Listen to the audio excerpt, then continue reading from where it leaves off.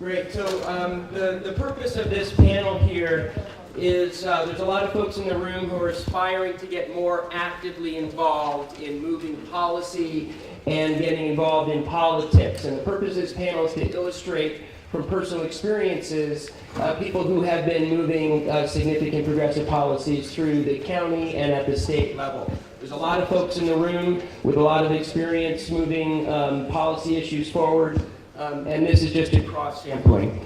So I'm going to ask our panelists to try and keep it to 5 minutes if possible, get us back on track, and we're just going to go in order if that's all right with folks. We're going to start with Inter-County Connector, Greg Smith, addressing transportation issues. If you can give a summary of your work on policy issues.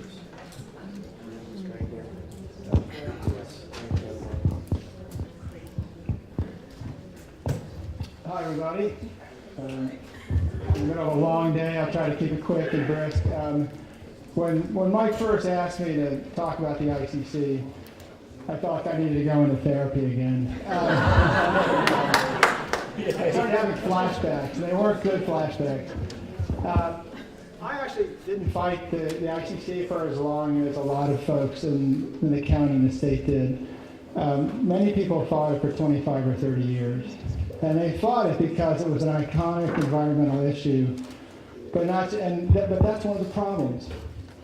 When we pigeonhole these issues, like a highway project, and we say, oh, that's an environmental issue, or oh, that's a transportation issue, we're doing ourselves and everybody else that we're seeing as our colleagues in the progressive movement and our neighbors and our communities a huge disservice.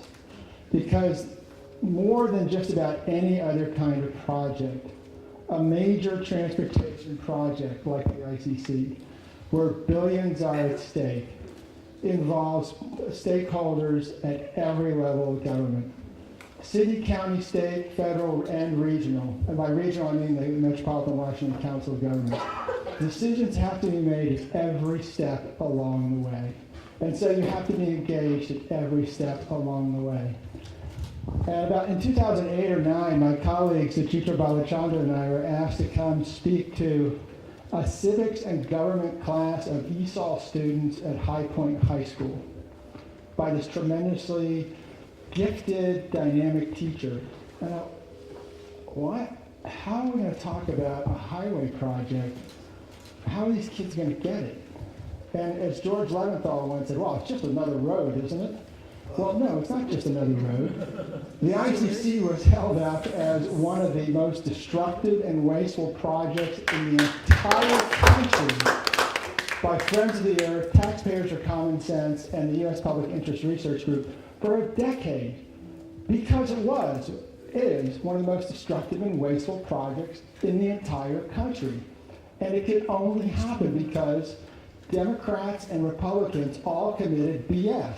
Bipartisan stupidity. And it was the corporate-owned Democrats that did this to us. O'Malley pulled the trigger on the ICC. Not Bob Ehrlich. Yeah, Bob Ehrlich got the permits. Bob Ehrlich was in office when the General Assembly passed the legislation to finance it. O'Malley issued the contracts. O'Malley took the homes. O'Malley gave final approval. O'Malley demanded the money. O'Malley clear-cut the forest and bulldozed the wetlands and destroyed the homes and built the project. He was on a new Democrat's watch, who would call himself progressive. When we talked to the kids, we said, well, this is one of those, what looks like a small, single local issue that connects with a huge number of global and national issues. Resource depletion, oil wars, climate change, environmental justice, social justice, economic justice, climate justice. They all come together around these, what look like single decisions. So I was told 10, I'll try to keep it to 5. The ICC didn't cost $2.5 billion, as you continue to hear the Washington Post say. It cost $4 billion.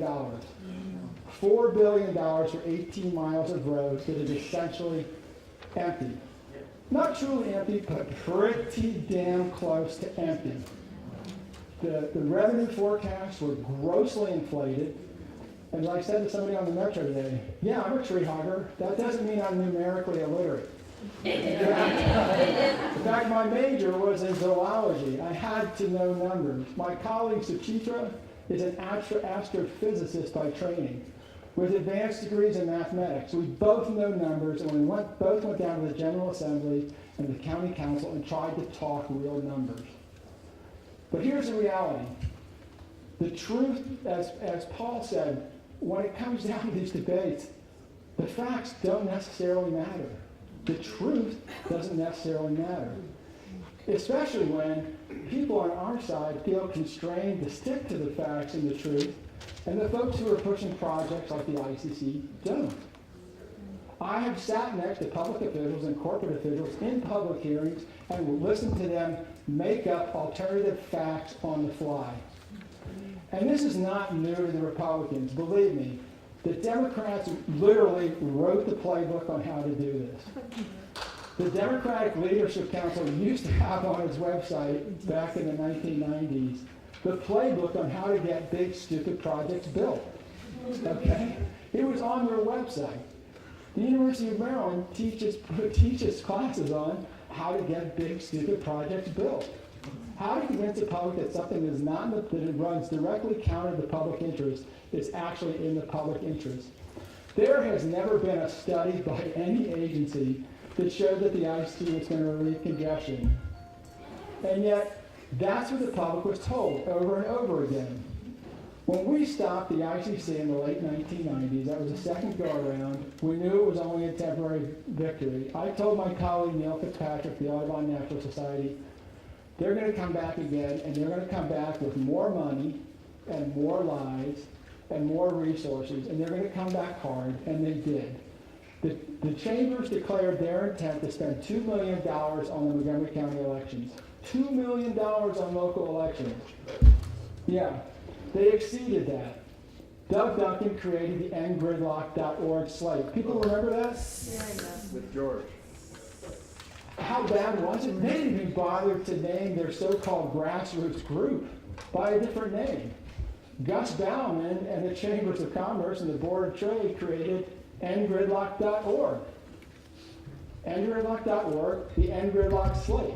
And and their main purpose was to convince the public that the big issue in the next election was congestion, and that the best solution to congestion was the inter-county connector, even though they knew that every study showed it was a total waste of money as a transportation investment. But one of the big things here is you have to be vigilant at every level. 2003, 2004, I worked for Friends of the Earth on the Surface Transportation Reauthorization. It's the second biggest discretionary funding bill that Congress approves, second only to the war bill, or the military bill, or the defense bill. Call it what you want. It's the second biggest discretionary funding bill. And these are called jobs bills. So then they're called must-pass bills. Believe me, K Street and ALEC are sitting there lining up these vehicles, these must-pass funding bills, as vehicles for gutting environmental laws, labor laws, workplace safety laws, all the fundamental protections that we have to rely on. The checks and balances between the federal agencies themselves, between the three branches of government, between the state and the feds. Every one of those checks and balances were directly targeted in that funding bill. And what was more disturbing was when I looked at the other funding bills, the Water Resources and Development Act, the National Aviation Administration Authorization. I found identical language in those bills attacking your right to know and your right to have an informed say on projects and policies that would have a direct impact on your communities and your families. They are scared to death of you having accurate information in time to actually use it effectively. And we got killed on the ICC because we couldn't stop one of the critical measures they stuffed into that bill. The highway lobbies wanted to reduce the amount of time that citizens had or people had. I hate to use the word, let me finish. They wanted to reduce the amount of time you would have to file a notice of intent to sue to stop an incredibly bad project from 6 years to 60 days. Okay? They got away with 6 months because Republicans and Democrats on the Hill didn't understand what was at stake. And so when we had to file suit to stop the ICC, we had 6 months to analyze an 11,000-page environmental impact statement that we were given only in PDF, and 14,000 documents in the administrative record provided by the agencies. They were all scanned PDFs, so they were pictured. They were not searchable documents. They do everything they can to undermine your right to know and your right to have a fair say while generating, blizzards of bullshit. Literally. When you go down to Annapolis and you talk to legislators and you ask them what their fundamental understanding is of projects like the ICC or the numbers behind them, most of them don't know. It's not their area of expertise. They're looking at 2,000 bills a session. And they're getting hit from all sides, including by lobbyists who are there day in and day out, telling them, giving them alternative facts. There's a whole lot more behind this, but what I can tell you is the purple line. How many people here are purple line supporters? I'm not really going to take names with him. The purple line was ahead of the ICC in the federal approval process before 2002. Okay? The purple line, the funding, was there. Instead, the state, including O'Malley and a whole bunch of Democrats, invested $4 billion on the ICC. And here's the kicker. These aren't separate pots of money.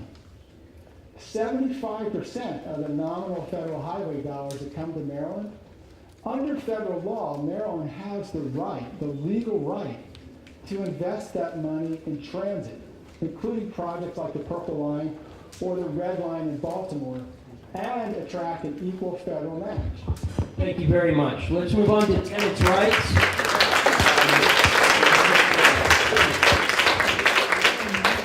I'll try to be fast and funny.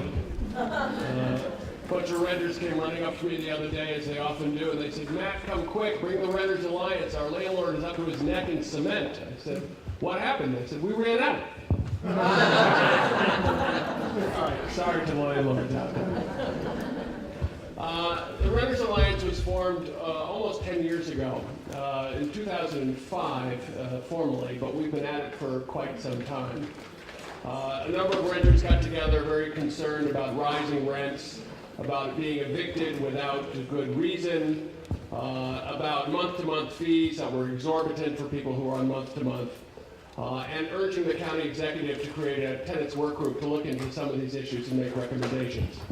We did that. We made over 50 recommendations. And 2 years later, the county, we submitted it to the county, and then 2 years later, the county had not acted on any of those recommendations.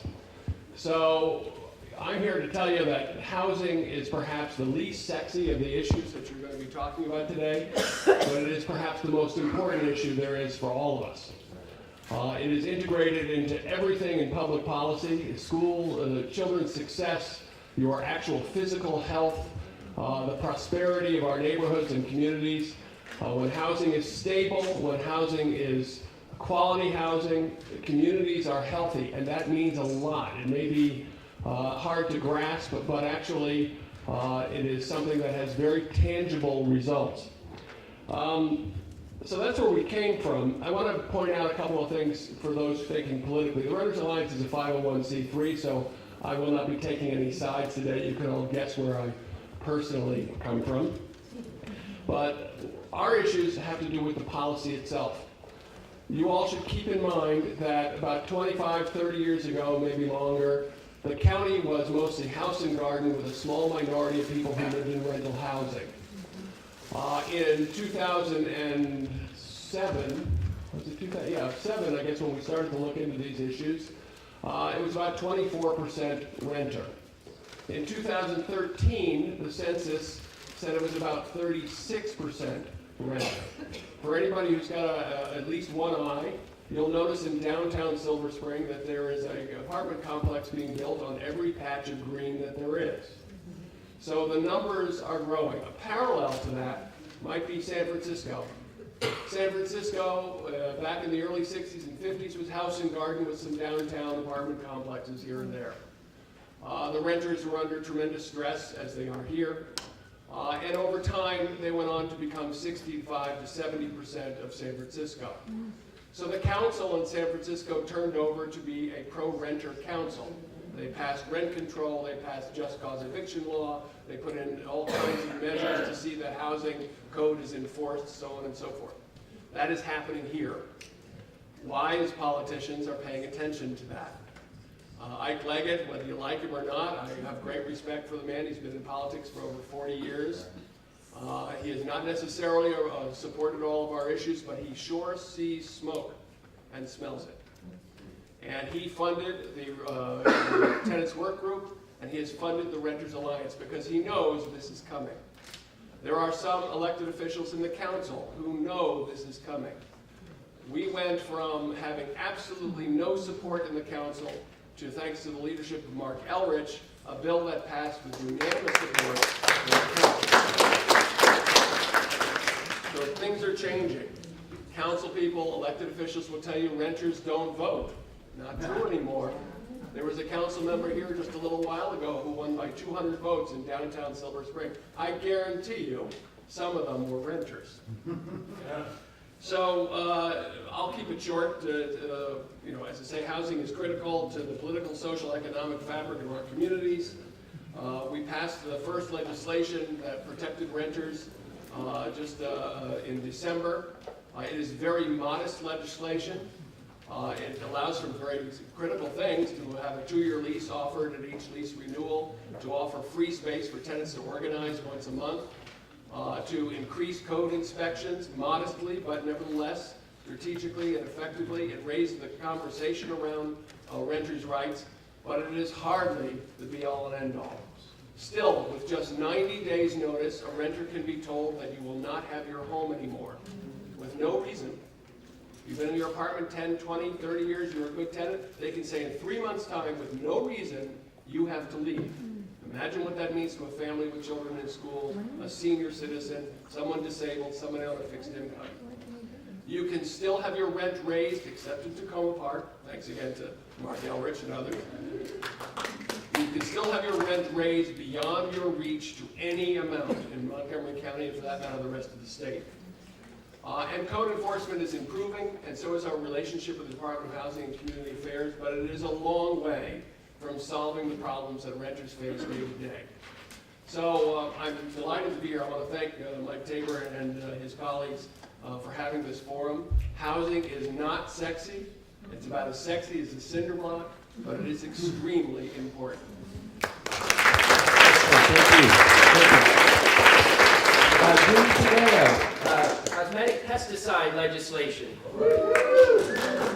Yes, they're very sexy. So I'm with a group called... Yeah, I don't know that it's working. Right, you have to get up and shout. Shouting to my Shouting is good.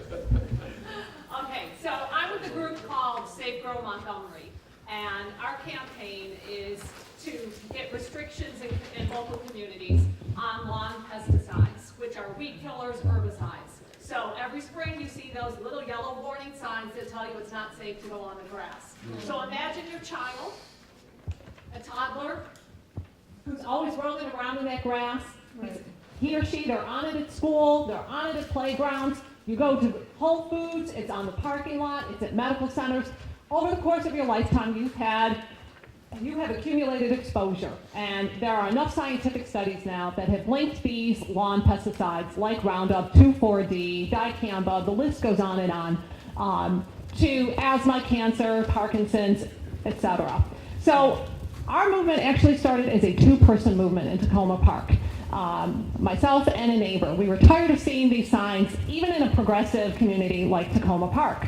So instead of complaining, we decided, let's take action. The first thing we did was we petitioned, we distributed information, and we found out that there was enough community support. The next thing we did was we reached out to our council member who represented our ward. And he was an environmentalist himself, and he said, sure. So that was Tim Mayo, and then we got Seth Grimes on board as well. Seth, you'll know, is running for county council next election. With those two council members, they sat at my dining room table. We came up with the strategy. We did community outreach. Progressive Neighbors helped us tremendously. And we got the bill passed in 2013. Our current mayor, who's in the back, she's helping now that the law has been passed for 4 years. If you've seen the bus shelters on Maple Avenue advertising the Safe Grow Act. It's good for the community, it's good for the environment, it's good for your health. After that, we got enough interest that we thought we'd go county-wide, from a town of 16,000 to a county of 1 million. Not as easy as we thought it would be. But this time, we got a coalition of over 40 environmental groups. We got local businesses, we got health groups, we got doctors, we had so much peer-reviewed science on our side. And then we reached out, we knew now we needed the legislators on our side. And you'll be surprised, don't always write off certain legislators. We got George Leventhal to be the sponsor of the bill. And then we got, of course, Mark Elrich, who we knew we'd get, and we got Tom Hucker, who made sure that the playgrounds in particular would be pesticide-free. What we encountered was that our biggest opponent came from the Parks Department. They have a way of doing things, and they want to stick to it. So don't assume certain spaces will be safe for you and your kids and your pets, because they're often not. The resistance, of course, came from the lawn care industry and the pesticide industry. Their lobbyists troll the halls of the county office building nonstop. And the Farm Bureau, who was afraid that we'd then go after agricultural pesticides, which I didn't want to tackle. But, you know, in less than 2 years, we got a law passed. It was a 6-3 vote. Ike Leggett didn't sign it, but it went into effect anyway. But the story doesn't end there. You get a law passed and it doesn't matter because the lobbyists are always vigilant. They are now suing the county, not on the health or environmental issue, but on the issue of preemption. And this is what is so incredibly important. The reason we got 2 laws passed in Tacoma Park in the county is because Maryland is just one of 7 states left that hasn't been preempted. That means that local communities in these 7 states have the right to pass laws that are stricter than the state or the federal level. You cannot count on your EPA to protect you. These pesticides go to the market and they are not tested. Okay, so with this lawsuit arguing that our county is preempted, if the lawsuit goes against us, don't worry, we'll appeal it. But they're doing it in Maine as well. Maine is one of the 7. So Maine, of course, has a lot of beautiful landscapes to protect. The pesticide industry is working with Governor LePage to get Maine preempted. It will overturn all of those laws protecting us. So it's not a sexy issue, but it affects the environment, it affects your health, it affects your drinking water. These pesticides can't be filtered out in your tap water. It's affecting our children, our pets, our wildlife, our bees. The one last thing I want to say, if I can, is we tried to take it to the state level, and that's where we did face our biggest roadblocks. I know Mark Elrich has been fighting for safe playing fields, to not use recycled tires because of the toxic exposure, but trying to get athletic fields for our kids without lawn pesticides is just as difficult. Powerful industries at stake. And I was told by a progressive legislator who has fought for the environment, he said, listen, you're never going to be able to make your case on the basis of kids' health. Bees are here, kids are there. Bees are sexy, and we've gotten laws passed at the state level to protect the bees. But when it comes to kids' health, the lobbyists are so powerful. That doesn't mean we won't keep trying, but it's very discouraging to find out that the health of our children has become such a low priority. And that's where I'll end.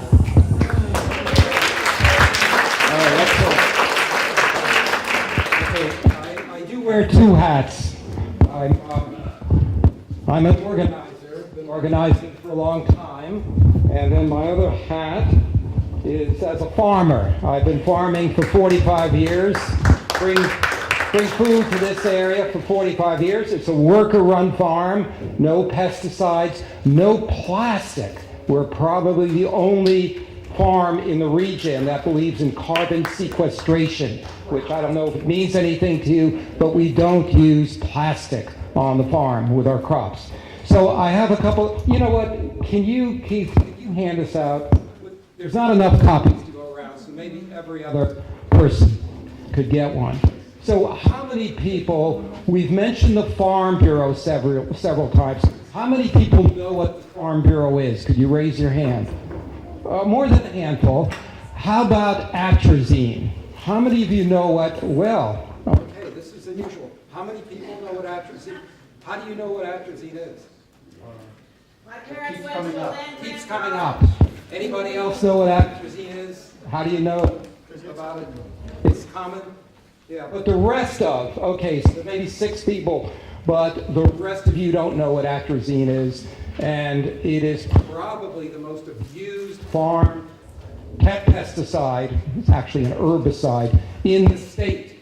So it's our fault. We, the activists, have not been able to get out the word to you, and you, that you are drinking water out of the faucets, which are laced with pesticides. Really, again, it comes under pesticides, but it's herbicides laced with breast cancer, uterine cancer, in utero,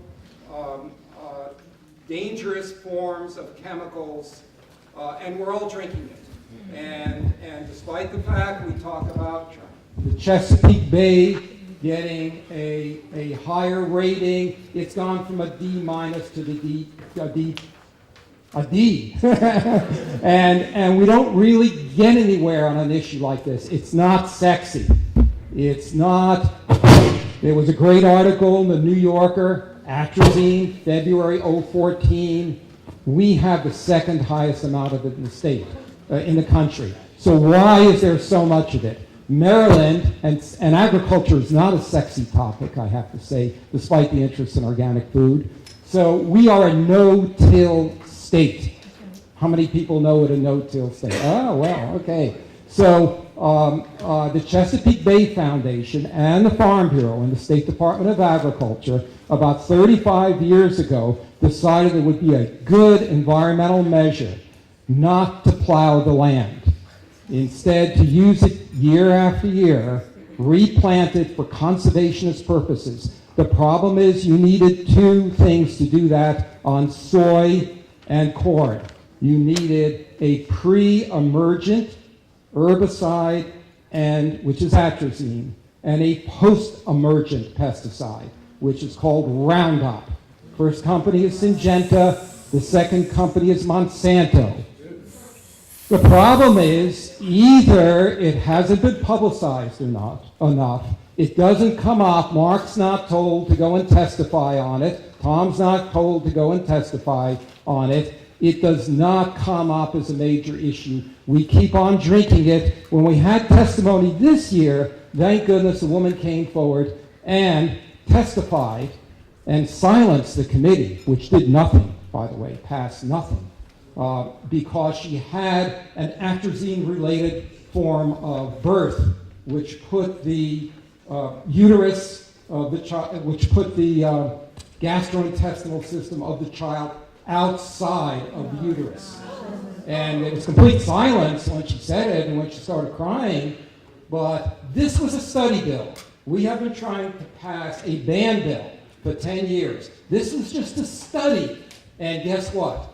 Killed, I don't know that it did get out of committee, killed in the Maryland General Assembly, one of our legislators, whose name is Barbay, the head of this important committee, chose not to allow it to come out of committee. And more importantly, Mike Miller, who was a member of the Farm Bureau, made sure he did not want to give it a chance to come up before the Maryland General Assembly, and once again, had it killed. So this is some speculation, since you really cannot, in terms of transparency, you don't really know what really happened. You don't know who killed it. You don't, and this is a study bill. So who is the Farm Bureau? The Farm Bureau is what most farmers, not me and not any organic farmer in the state, belong to. It's really a life insurance and insurance company.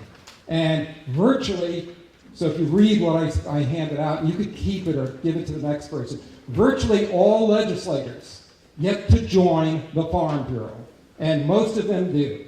And when something like this comes up, that endangers the livelihood, meaning they don't care about the public health, they don't care about pregnant women, they don't care about neonatal brains, they care about how cheap it is to use a chemical, no matter how dangerous it is. So the Maryland Department of Agriculture will do whatever it takes to stop a ban or even a study on atrazine.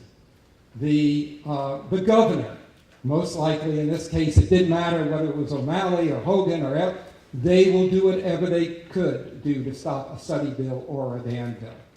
And that's just the nature of leadership. And the president of the Senate, Mike Miller, is a member of the Farm Bureau, as I point out, and he knows not to allow a bill like this, even if it's in study, to come up before the legislature. I guess the final thing I want to say is that it's up to you. It's up to you to read more. Again, that New Yorker article, February 2014, is a beautiful article that talks about all of these issues. It's up to you to raise it as an issue. It's up to you because the gatekeepers, as Anna Soul said, will kill it. Leadership, including Democratic leadership, will kill it. So it's up to you, and to a certain extent, it's up to us to keep on bringing this up. And I guess I want to just mention a meeting that a bunch of us had with Mike Miller, and this was about 8 years ago, head of the Johns Hopkins School of Public Health, who had the links to these various forms of cancer, and virtually every environmental group and health group in the state all sat down and briefed Mike Miller on the need to ban atrazine. And of course, he had to leave early. Where was he going to? A luncheon sponsored by the Farm Bureau. So again, it's our fault, but it's also your obligation. Read more about it, bring it up with liberal to progressive people who represent us if you want this to come forward. Thank you very much. Fantastic. Transportation policy, housing, cosmetic pesticide exposure, atrazine and clean water. Questions for our activist panel? Hi there, I'm Denise Cohen. I know Greg. Anyway, I actually made this comment at another meeting, progressive meeting about a week ago before the climate march, and that is, we're all preaching to the choir here. We don't need to be converted, we're there. The issue, I believe, is messaging. What we all need as activists, and I've always considered myself a novice, and that is, we need skills-based training on messaging, getting the word out to the average person. Because the average person just wants to come home from work, watch a baseball game, have a burger on the barbecue, put food on their table. So how are we gonna get some training on just getting the word out to the general public? How do we do that? To any of you. Excellent. My background before I accidentally got involved with Renters' Rights was in political communications. I was a press advance for the Clinton administration and Peace Corps and a bunch of other things. And I am, we have to analyze what messaging is in traditional political terms, the idea of the soundbite and so on. But we also have to look at what's going on in a macro sense. The media, which is an often overused term, is very different now from what it was even 20 years ago. There are people who are talking to each other who never used to talk to each other through a million different outlets on the internet. There's also, in what I've seen on the progressive side, maybe this is my bias, but progressives have a problem with being detail-oriented, long-winded, not very funny, and unafraid, and a little bit intimidated by whipping out a stiletto. And whether you like him or not, but Bill Clinton, came from very tough growing up. He could tell you what the Mesopotamians had for breakfast in one sentence, and in the other sentence, if you whipped out a knife, he'd have you on the ground in 2 seconds. Those kinds of politicians are few and far between. And we have to sort of give up a little bit of this civility that we are inclined to rely on facts and reason, inclined to rely on the strength of good policy, inclined to rely on civility with the belief that this will come out okay in the end, and maybe it will in 100 years or so. But right now, we have to be able to address problems directly and harshly sometimes, and there's a general fear in the progressive side of doing that. Yeah. Does anyone else want to add to the issue of speaking to the choir and how we expand the conversation? You have to go beyond the choir, and that's what we did. And it was tough, let me tell you. You try standing in a room full of really angry, big lawn care workers who are telling you that you're going to take their jobs away from them. Exactly. It's a scary thing, but you have to do it. There was a local journalist who just kept making fun of us. We were the eco-nannies, blah, blah, blah. We're so emotional. Being emotional is actually a good thing. I'm emotional when I find out that people could die, they could get cancer, they could get asthma. And that passion actually helped. We had to go out into the community, and that's not an easy thing to do. I'm a history professor, and I'm a little shy. I had to go into all sorts of groups, not knowing if I'd have hostility. So you have to stage public events, and you've got to get other groups to do it. And we canvassed. We got other organizations who would canvass door to door, because the county is huge. So yeah, you can't just go to an event of the Progressive Neighbors, which I did do because I needed their support. I had to go to events where I knew that we would encounter hostile people who were often planted there. So yeah, you have to do it. You have to get beyond the people who you know already support your cause. And don't assume that the people who support your cause always understand it. Because I would have people say, oh yeah, I know that's bad, but Roundup's okay, right? Or, oh, the parks are okay, right? And then we have to show them the documents of how much pesticides are being used in the parks where they played and ran and stuff. So you have to educate people, even the ones you think are already converted to your cause. Churches, liberal and reformed churches, synagogues, Quakers, ethical culturists, they will generally not, they believe, the evangelical churches don't believe this, mostly black churches don't believe this, but they believe in keeping a distance between politics, which is what we're engaged in here, and spirituality. Paul Ryan has no problem saying, my evangelical beliefs make me get involved. But when you look to the masses in this county and other counties who belong to Reformed, Conservative, Presbyterian, Catholic, Protestantism, any branch of it, they will generally not in the context of their buildings touch any of these issues. And I think they need to be challenged because that really puts us at an incredible disadvantage when it comes to airing a lot of issues. So I understand what you're saying, Denise, and I agree. And the folks pushing the ICC knew that from the get-go. They created narratives that they spun out to the public as hard as they could. They hired, the PR firm that they hired to back this EndGridlock.org campaign won a national award for the fraud that they committed, basically. Their ads were really incisive. They were really effective, high-impact ads. You are miserable. And they literally had one of the ads had a picture of a snarling, attacking dog. It's implying that people are so miserable that they're attacking each other because they're stuck in traffic. And oh, by the way, the ICC is the way to do it. And they use social media effectively too.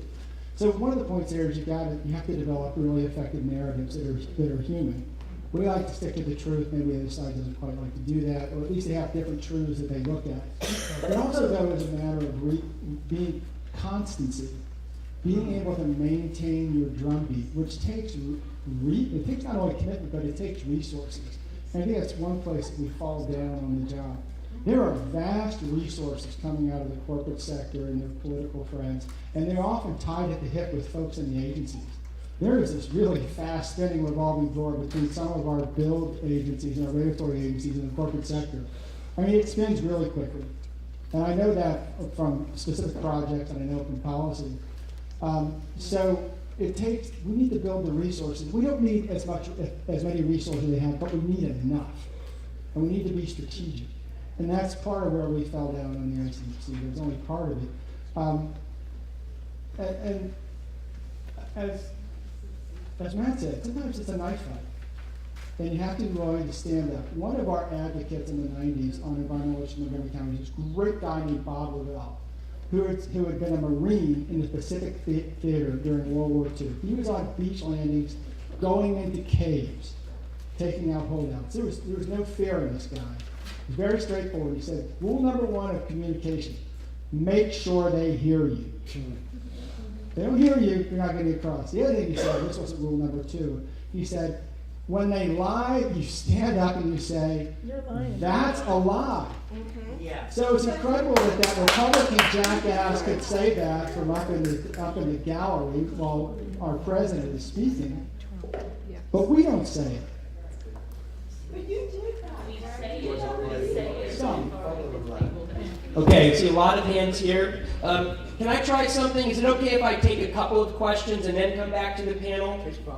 Okay, that was one of the instructions I got. So James? Yes. Some people may not agree with this, but I'm starting to believe that humans are not the most intelligent creatures on Earth. And the reason why I say that is because that tsunami that happened, I forget where it was, 2 days before the tsunami hit, the animals went up into the mountains and the whole tribe followed them, and they didn't lose one person. A long time ago, when it rained and the worms would come out the ground, you see robins in the yard eating the worms. Same thing with the pigeons. Now you see pigeons in the parking lots of Popeye Chicken eating their ancestors. My question is, when I was first diagnosed with diabetes, they told me that it was hereditary. And this has to do with the environment. That's not true because I know 2 dogs and a cat that's on insulin right now. So either we're not smart or the animals are smarter than we are. Can anybody tell me, does it have anything to do with pesticides or what? Okay, we got one question teed up. You guys have mentioned before about how the council members and state legislature, they listen to the lobbyists, the influencers, like the Farm Bureau. Well, obviously, we need to get our message inside the Farm Bureau and change the agenda that they're doing. How do we do that? Thank you. I saw some hands over here. Yeah, I was just going to say, I just wanted to maybe echo and ask for even more discussion about communications, because it's not also the how, it's the priority. And I'm just interested to find out in your projects that you've worked on, both successful and failed, how high in terms of your team members, where was communications placed? Did you have a communications person? Was that person listened to? How did that work? Thank you, Sal. My name is Bobby Littman. I'm at MocoVoters.org. I noticed a common thread through this group and another group. Chemicals on farms, chemicals in our home products, bail bonds, and what's the common thread? Money in politics. Here's my question to you. When are progressives going to go demand that every person who's running for county council take public financing and not put up with the bullshit answers of like, I'm going to take it from individuals and not corporations, when we know that officers of corporations give money to persuade politicians? That's a bullshit excuse. And when are we going to demand that everybody who's running as a delegate or senator will fight and make issue number 1 getting money out of politics? Because that is a common thread that is running through everything this morning, and that is the pink elephant in the room that progressives are not talking about. Okay.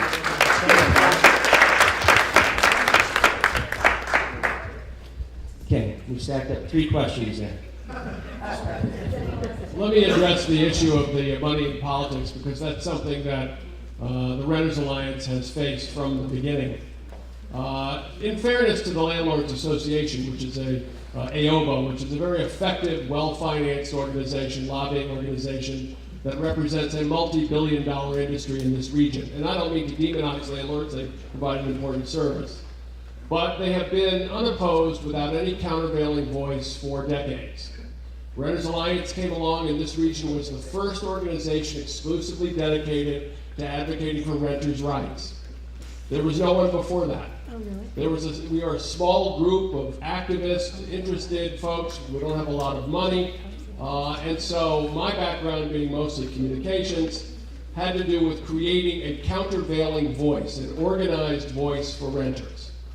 The louder we got, the more organized we got, the more effective and louder the landlords got, threatening the county executive, putting money into elected officials. If you look at the council and see where their money comes from, a good deal of it comes from the landlord and developer industry and their cuttings. This is the big economic horse in this region. And when we went to the state to advocate for state legislation, we found again and again that the state legislators predominantly were supported by landlords and developers. The chair of the Housing Committee in the House, Gumar Barve, absolutely opposed to fundamental renters' rights, and at least he has been. We hope that that changes. We had 4 pieces of legislation, very basic legislation. One that says it's against the law to discriminate against someone solely on the basis of income. So if you're on Social Security right now, a landlord in the state of Maryland can say, we don't take people on Social Security. So we said that ought to be illegal because it's a backdoor to all types of discrimination. There was a provision by Jeff Waltstreicher, wanted to eliminate a little tiny provision that happens in most leases where it says this is under seal. Under seal means that a civil suit can be brought against a tenant for 12 years instead of the average 3 years in most civil suits. Now you've moved out of your apartment, you're long gone, you're someplace else, and the landlord comes after you 11 years later and says, we're suing you for the damage you did to the carpet. Now, how in the world do you defend against that? So, these kinds of provisions, and yet they hit JPR, Judicial Proceedings in the Senate, which is chaired by Bobby Zirkin, and they die in committee. So, and the leading advocates against were themselves landlords. And if you look at the donations to the rest of them, with the exception of a few, Will Smith and a few others, and Susan Lee, they're substantially supported by the landlord-developer industry. So, to the point in the back, it is very true. We have to look at what we're buying when we vote.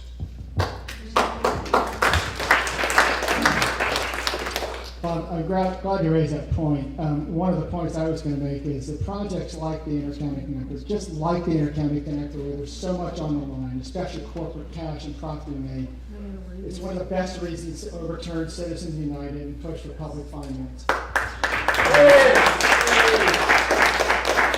In fact, my colleague, Suchitra Balachanan, who I mentioned earlier, is actually working to get a bill passed in Prince George's County introducing public financing for local elections. That's how important it is. I started looking at the numbers back in the 90s. So overturn Citizens United, approve public financing, but also we need to protect and expand our right to know. The public records law in Maryland is a mess. Its enforcement is actually worse. These are public records that belong to the public, that pertain to public decisions and have significant impacts on the public, and yet we are denied access to those records regularly. We are charged exorbitant fees. We are told we can't have them in useful electronic format that allow the kind of analysis that we can do to draw the connections between votes by the planning board, or votes by the county council, or votes by the General Assembly, or contracts let by the county or the state, and campaign contributions. We're denied access to electronic records, except perhaps at the expense of thousands of dollars, by, get this, the State Ethics Commission. Electronic records that have to do with lobbyist registration and activity in Annapolis. We filed a public information act request, and we were told it would cost hundreds of dollars just to get a description of what kind of information is in the database that we own, but which sits on the servers of a private for-profit corporation that will generate that report only if we pay them hundreds of dollars. That's like saying, well, I want to look at the owner. I'm standing there in an automobile showroom saying, well, I'd like to know a little bit about the car. Can you give me the manual? And the guy says, yeah, but it's going to cost you hundreds of dollars. I mean, it's ridiculous, but that's the state. All of this, though, does come down to narrative. All of those data are no good, except they can confuse the hell out of you. They're no good unless you can find a narrative that's true and get it out to enough people. And it doesn't have to be everybody. Sometimes it doesn't even have to be the majority. But it has to be enough to have an impact on the decision makers and on the elections, or it's not worth much. I would say communications wasn't dialed up high enough in our campaign. I could go into reasons for that, but it bore all of us to tears. But having access to the information in a timely way in formats you can use is incredibly important. That's why they make it difficult. We found out. So if you understood the transportation numbers in the environmental impact statement, it cost tens of millions of dollars. That was the official document of record. That was the document that Federal Highway allegedly relied on to decide that building this idiotic road was a wise decision. If you understood those numbers, you knew the project didn't work. Set aside all the environmental damage, set aside the 55 homes that were taken and destroyed, set aside all of that. As an investment, it sucked. It was a terrible investment. But what we also found out after Maui and the legislature had spent well over $1 billion destroying everything they could to make it irrevocable, we found out that the Maryland Transportation Authority, which owns the facility and charges the tolls, had a separate set of books. They had run separate forecasts. They were not nearly as optimistic as the forecast in the environmental impact statement. And again, if you understood the numbers in the EIS, you knew the project just sucked as a transportation investment. And we're not talking small discrepancies. We're talking about a third lower traffic volumes on their busiest segments. And this is a project to which we mortgaged our transportation future. Honestly. It blew a hole in Maryland's transportation budget. And we found out they were running a separate set of books, but we only found out about it in 2009, after it was essentially too late to stop the project. Okay? So that's why access to these records is absolutely critical. So regarding some of the questions, the most successful two issues I was involved in for about 10 years, how we achieved victory. One was getting rid of vending machines in public schools, which we partially succeeded in. I mean, if you went to Blair today, Montgomery Blair High School, there's a world of difference as to what you could see then. And by the way, we had to fight the PTA and the principal. No. They saw it as a cash cow. And that's it, cash cow. And I guess the second issue was getting healthy food produced locally into public schools. I don't think we're there yet. But in order to get an act passed, the primary sponsor died. And I found out once the sponsor dies, it becomes a legacy bill. So it passed with no money, but it passed. Regarding the question about diabetes, I could only assume pesticides would impair the immune system, but I'm just not an authority. Difference between type 1 and type 2 diabetes. The type 2 diabetes you can generally prevent by getting rid of vending machines and stopping. I know when I spoke in a school, I found out the principal was rewarding children who did well on tests. So these are primarily schools of color in Washington, D.C., rewarded them by giving them McDonald's coupons.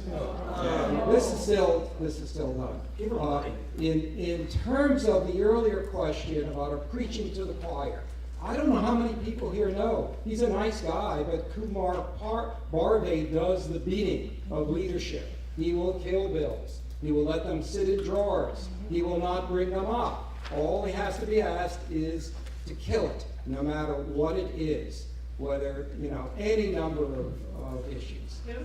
Kumar Bardhan, some of you are in his district.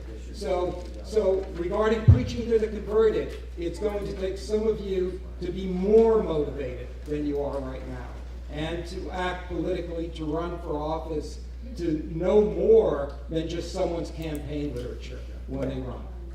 Money in politics, did you want to say anything? Well, same thing. Look, my only question is, what happens when you come up against someone big, well-known?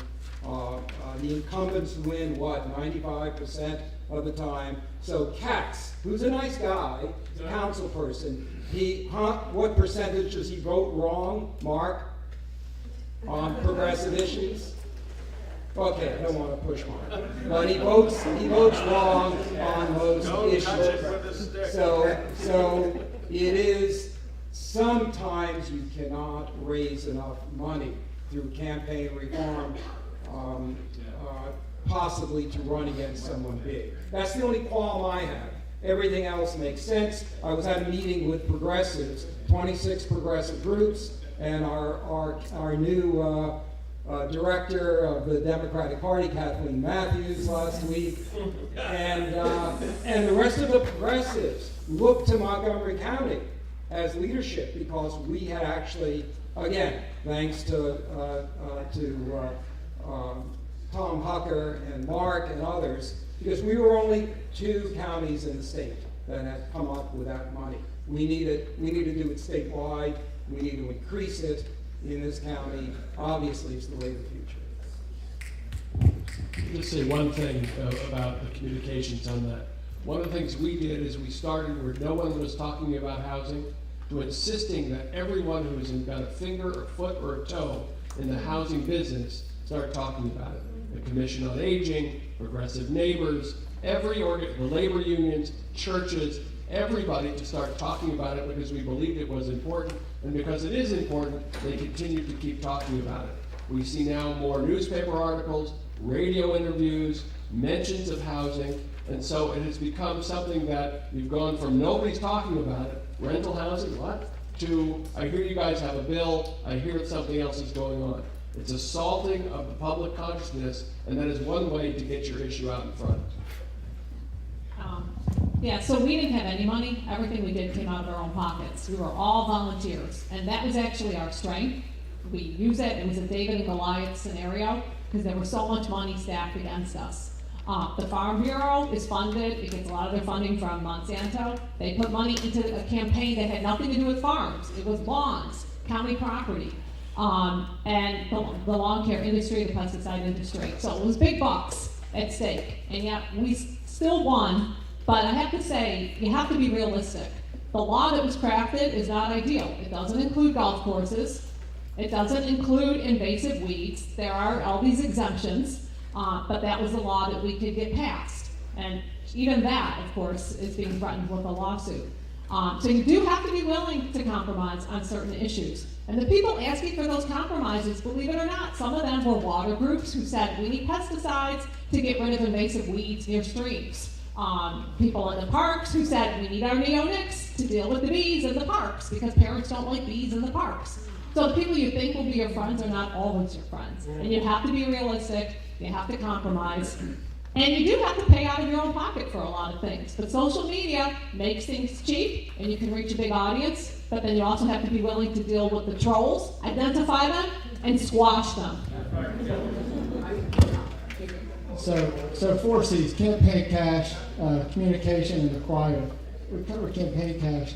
The communication has to happen on an ongoing basis, not only with the public and with elected officials, but also with the media, because we're constantly retraining public reporters, but also with folks we assume might be in our choir but may not be on the same page. Working to stop big, ugly infrastructure projects or policies that support them.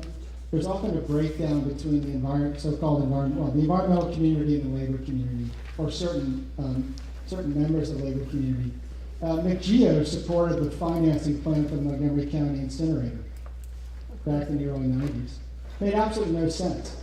Because all that financing plan was going to prop up an awful, a financially questionable project, it would basically it served as providing corporate welfare for an out-of-state corporation. $20 to $30 million in outright subsidies that went on everybody's property tax bill. And that meant money that wasn't in the kitty or in those taxpayers' pockets to go to other uses.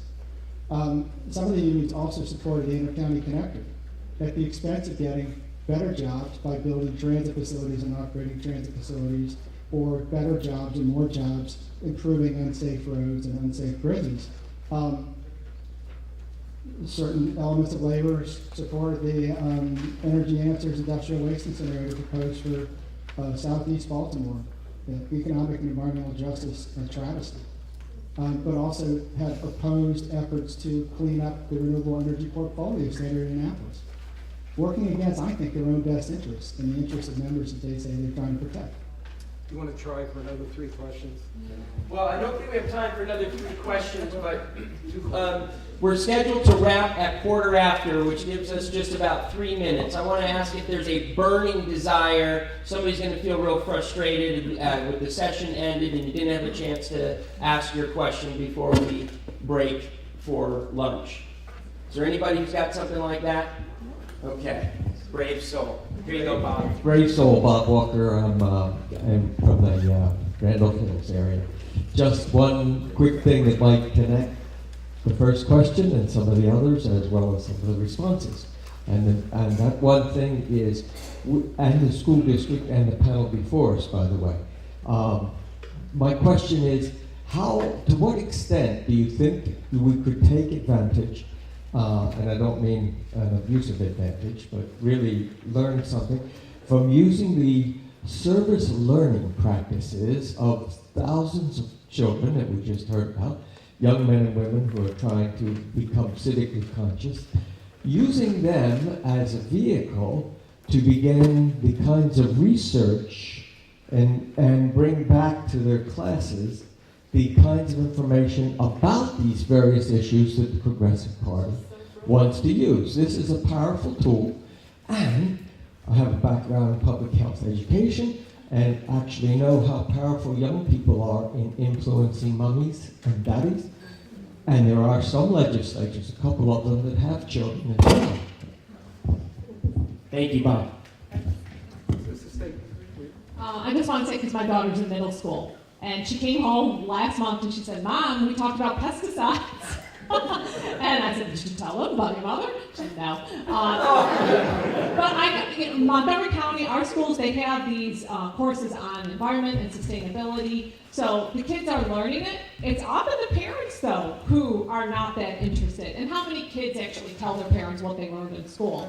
But they're teaching in the school. Yes, they're teaching in the school. But on some of the playing fields that the kids are playing on, they're treating them with lawn pesticides, and our kids are playing on recycled tires. So just don't teach it. We have to make sure that our county council fights for this and the state and protects our kids. So I think that's really important. It's not just teaching it, you're right. Yeah, they have to practice it.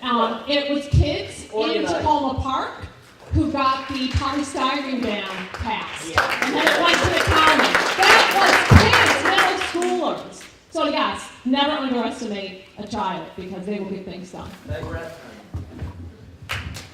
A hand for our panelists and for all the citizen activists in the room.